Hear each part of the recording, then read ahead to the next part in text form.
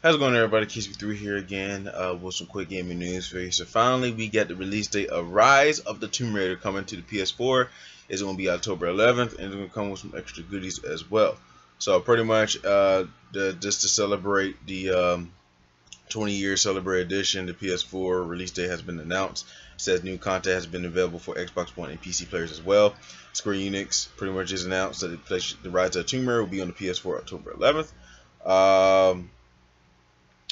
It says here it's going to include a full game with all the content from the Rise of the Tomb Raider Season Pass, which includes Baba Yaba, Temple of the Witch, Cold Darkness Awakened, and all the DLC outfits, weapons, and expedition cards. A art book will be also included for anybody who pre-orders.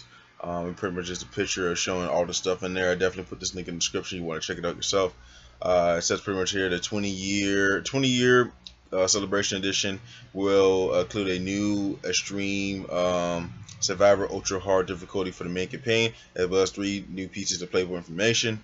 The first is Blood Ties, a combat-free narrative story in which Lara explores the Croft Manor to discover new information about her family. PlayStation 4 will exclusively offer PlayStation VR support to Blood Ties, which is played in the first person with a headset as opposed to the standard third person perspective. Separate zombie-filled campaign chapter, Lara's Nightmare, will also be set in the mansion and sees Lara fighting enemies in a hellish version of her home. And pretty much it says the final mode in the 20-year Celebration Edition is a new co-op version of Endurance mode, in which players attempt to survive for as long as they can while keeping track of warmth and hunger meters. The longer you last, the more experience you gain, but if you don't manage to successfully reach each extraction point and escape, you'll lose everything. It says here you can play the classic polygon. The classic look of Lara Croft models will be available to play in the expedition modes, as well as a new cold weather outfit inspired by Tomb Raider 3. And pretty much it goes on saying stuff, some stuff we already know that came out for last year as well for the PS4, for the PC, Xbox 360, and Xbox One.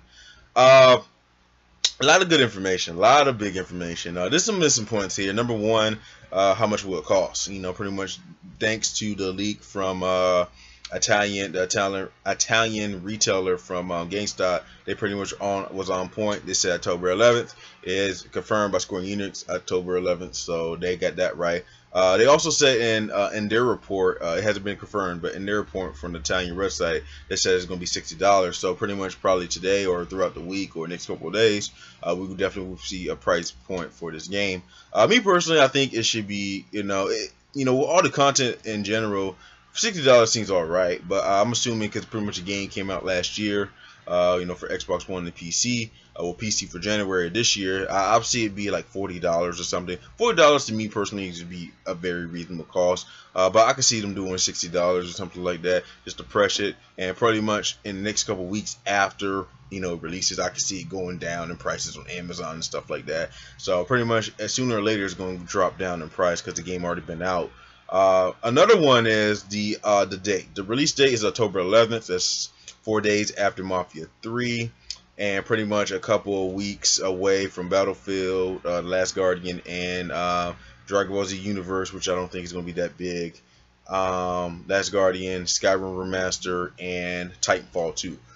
October's already packed as is. I think this is definitely not a good spot for it to be, even though the game already came out. I definitely wanted it to be, I definitely thought, September or either late November or early December, definitely going to be some top good moments.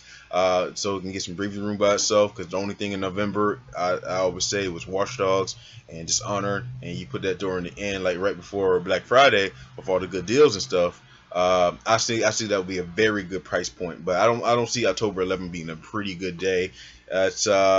It's nothing coming out on that day, thankfully. You don't want to be what happened last year when Rise of Tomb Raider came out the same day as Fallout 4. Seems like it's going to compete, and then pretty much it was like demolished. It still did pretty well, but could have done a little bit better if it wasn't released on the same day as Fallout 4. Cause that's a massive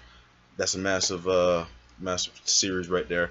But yeah, we definitely see when the prices, how much it will cost in the next couple of days. I'm soon of it. So anybody who's interested in seeing the Rise of Tomb Raider PS4, You can pick it up October 11th. And on top of that, Gravity Rush 2 has a release date as well, and an anime has been announced. And it says Gravity Rush will come to PS4 December 2nd of this year in North America, and in the UK in November 30th. No, it will come out December 2nd in North America in the UK, but November 30th in Europe. So Europe's going to have it a little bit earlier. Pretty much said it was a new trailer. And on top of that, it says players who have pre-ordered Gravity Rush 2 will receive a white costume for Cat, as well as a soundtrack featuring 9 songs from the game, which is cool. On top of that, they going to the anime. It says pretty much Sony has announced Gravity Rush, the animation overtune, a new anime that bridges the gap between the original Gravity Rush and the sequel. The story comes from Studio Karmika, who previously worked on Rebuild of Avalanche. And I think I said it wrong. And more information will come out this year.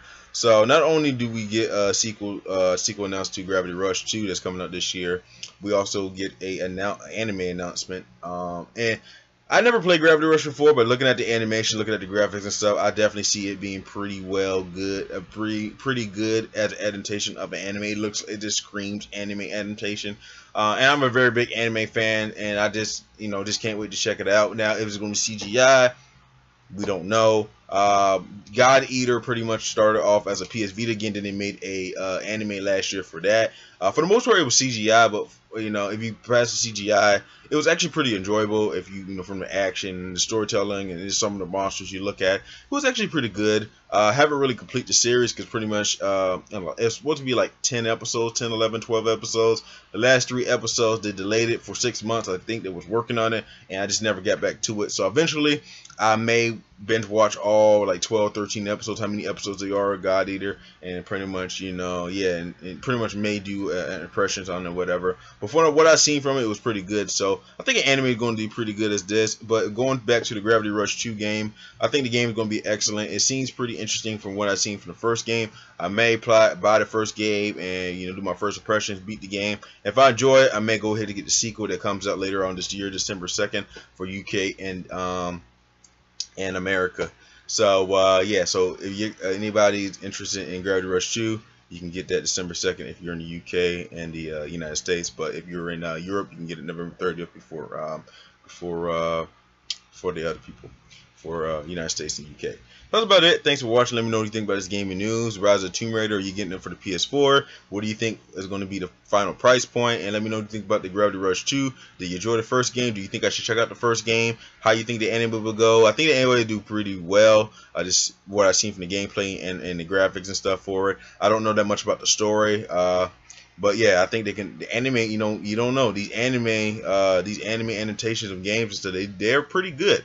Hopefully it's not CGI. But we see more information because there's going to be more news in the future. That's about it. Thanks for watching, and check you guys later. Next gaming news, gameplay, and game discussions. Thanks for watching, guys, again, and have a nice one.